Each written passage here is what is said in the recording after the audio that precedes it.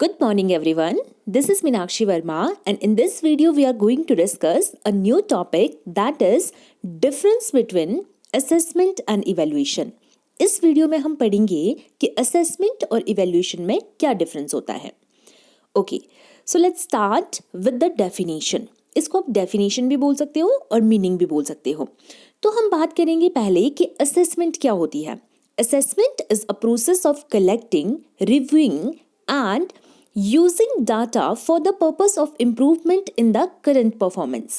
कहने का मतलब ये हुआ कि असेसमेंट एक ऐसी प्रोसेस है जहाँ पे हम क्या करते हैं, डाटा को कलेक्ट करते हैं, रिव्यू करते हैं और वो जो डाटा जो हमने कलेक्ट किया होता है, रिव्यू किया होता है, उसको यूज़ करते हैं किसी भी स्टूडेंट की जो करंट परफॉर्मेंस होती है उसको इम्प्रूव करने के लिए. That is assessment. On the other hand side अगर हम बात करें इवेल्युएशन की, तो इवेल्युएशन क्या होता है? Evaluation is a valuable judgement on the basis of set standard. Evaluation का मतलब होता है कि कोई भी स्टैंडर्ड आपने सेट कर दिए हैं या किसी ने भी स्टैंडर्ड सेट कर दिए होते हैं तो उस पर आपने क्या देनी है, जजमेंट देनी है, वैल्यूएबल जजमेंट देनी है कि हाँ ये चीज़ अच्छी थी कि नहीं थी, मतलब फाइनल आउटकम आप बोल सकते हो इसको. और जो वो जजमेंट है वो क्या होनी चाहिए, वैल्यूएबल होनी चाहिए, मतलब उसमें कोई बायसनेस नहीं होनी चाहिए. That is evaluation. अगर मैं आपको एक बार इन दोनों की डेफिनेशंस को फिर से समझाऊं तो कहने का मतलब सिर्फ इतना था कि असेसमेंट क्या होता है. असेसमेंट होता है कि यहाँ पे हम डाटा को कलेक्ट करते हैं, रिव्यू करते हैं और उस डाटा को यूज़ करते हैं किसी भी स्टूडेंट की परफॉर्मेंस को इम्प्रूव करने के लिए. On the other hand side अगर हम बात करते हैं इवेल्युएशन की, तो ये क्या है, इवेल्युएशन का मतलब ही होता है जजमेंट देना. आप किसी की भी स्टूडेंट की परफॉर्मेंस पे या कोई भी प्रोग्राम अगर रन कर रहा है तो उस पे आप क्या दोगे, अपनी जजमेंट दोगे. That is evaluation. Next is assessment is diagnostic in nature.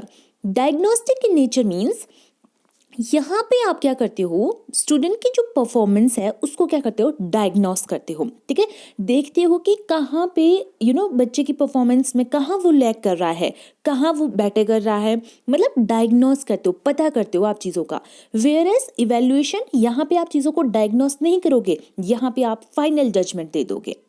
Next is objective. अगर हम ऑब्जेक्टिव की बात करें तो असेसमेंट का जो ऑब्जेक्टिव होता है ना, that is to provide feedback on the performance and the area of improvement. यहाँ पे आप क्या करते हो, यहाँ पे आप किसी भी बच्चे को या कोई भी प्रोग्राम अगर रन हो रहा है, अगर आपको लगता है कि कहीं पे कोई प्रॉब्लम होती है तो आप क्या देते हो, आप अपनी फीडबैक देते हो, आप अपना पॉइंट ऑफ व्यू देते हो, आप कोई रेमेडियल मेजर को क्या कर सकते हो, सजेस्ट कर सकते हो. क्यों? सो दैट कि बच्चे की जो परफॉर्मेंस है वो क्या हो जाए, इम्प्रूव हो जाए. सो जो असेसमेंट है उसका जो मेन ऑब्जेक्टिव होता है that is to provide feedback. On the other hand side अगर हम बात करते हैं इवेल्युएशन की, तो इसका मेन ऑब्जेक्टिव होता है to determine the extent to which objective are achieved. यहाँ पे क्योंकि हमने बात करी ही थी कि इवेल्युएशन क्या होता है, ये होता है फाइनल जजमेंट. यहाँ पे आप ये नहीं देखोगे कि हाँ हम इसको कैसे बेटर कर सकते हैं, कैसे नहीं कर सकते हैं. इवेल्युएशन का सिंपली मतलब होता है कि कोई स्टैंडर्ड सेट कर दिए गए थे तो आप उन स्टैंडर्ड तक पहुंचे हो कि नहीं पहुंचे हो, अगर पहुंचे हो तो कितना पहुंचे हो. तो दैट इज आप ये डिटर्मिन करते हो कि किस एक्सटेंट तक किसी बच्चे ने परफॉर्म किया है या कोई भी अपने जो गोल या ऑब्जेक्टिव जो सेट किए गए थे उनको अचीव कर पाया है कि नहीं कर पाया है. Next is purpose. अगर हम बात करते हैं पर्पस की, तो जो असेसमेंट होता है that is formative in nature, whereas अगर हम बात करते हैं इवेल्युएशन की तो that is summative in nature. इसको मैं नेक्स्ट पॉइंट के साथ कनेक्ट करती हूँ. Next is orientation. अगर हम बात करते हैं ओरिएंटेशन की तो assessment is process oriented, whereas evaluation is product oriented. अब क्या करते हो, अब इन दोनों पॉइंट को अगर हम लिंक कर दे, कहीं ना कहीं ये सारे पॉइंट एक दूसरे से मैच ही करते हैं. अगर हम बात करें, हमने बोला था कि जो असेसमेंट होती है वो फॉर्मेटिव इन नेचर होती है. अब फॉर्मेटिव इन नेचर होती है तो फॉर्मेटिव जैसे आपने मतलब जब भी हम क्लासेस में पढ़ते हैं तो हम क्या देखते हैं, कोई भी पर्टिकुलर क्लास में क्या होते हैं, एफ ए होते हैं. F A what, formative test. Formative test होते हैं वो तब हो रहे होते हैं जब आप किसी कोर्स में होते हो. ठीक है, तो ड्यूरिंग द इंस्ट्रक्शनल कोर्स जो टेस्ट होते हैं, जो प्रोसेस होती है that is formative in nature. ठीक है, और क्योंकि वो ड्यूरिंग द प्रोसेस हो रही होती है that's why this is process oriented in nature. तो हम बोलेंगे जो असेसमेंट है, क्योंकि किसी बच्चे को जब आप असेस कर रहे हो, किसी बच्चे को जब आप देख रहे हो, ऑब्जर्व कर रहे हो, उसको फीडबैक प्रोवाइड कर रहे हो, तो वो ड्यूरिंग द इंस्ट्रक्शन प्रोवाइड करोगे सो दैट वो अपने आप को क्या कर पाए, इम्प्रूव कर पाए।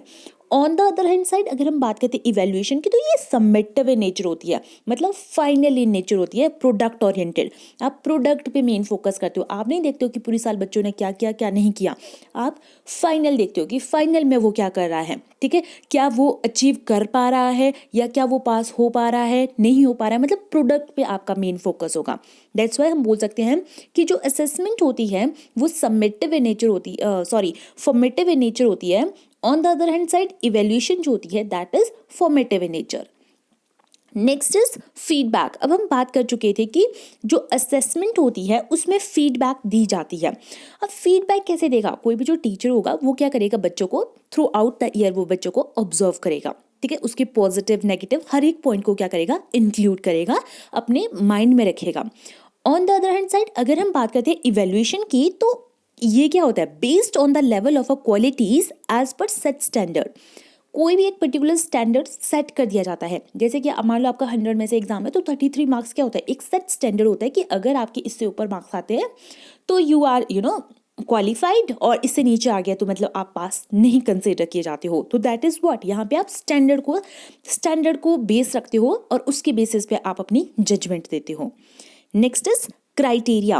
अगर हम क्राइटेरिया की बात करते हैं तो असेसमेंट में क्या होते हैं, दोनों पार्टीज जो होती है वो क्राइटेरिया को सेट कर सकती है। दोनों मतलब हम बोलेंगे कि जो स्टूडेंट एंड टीचर होते हैं दोनों की एक्टिव इन्वॉल्वमेंट होती है, क्योंकि अगर टीचर ऑब्जर्व कर रहा है बच्चों को तो इन द सेम वे वो क्या कर रहा है, फीडबैक भी दे रहा है, रेमेडियल मेजर भी प्रोवाइड कर रहा है। तो बच्चे क्या कर रहे हैं, उस फीडबैक को ले रहे हैं और अपने आप को क्या कर रहे हैं, इम्प्रूव कर रहे हैं, ठीक है। On the other hand side अगर हम बात करते हैं इवैल्यूएशन की, तो इवैल्यूएशन में जो होती है वो सिर्फ एजुकेटर का मेन रोल होता है या इवैल्यूएटर का मेन रोल होता है।